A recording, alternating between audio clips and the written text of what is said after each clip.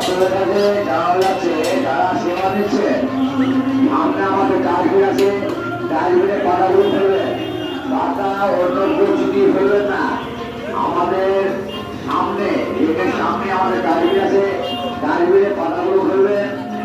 রোডের ধারে আমাদের হাত ধোয়ার ব্যবস্থা আছে, ওখানে হাত ধুয়ে নেবেন, ওখানে গিয়ে হাত ধুয়ে নেবেন।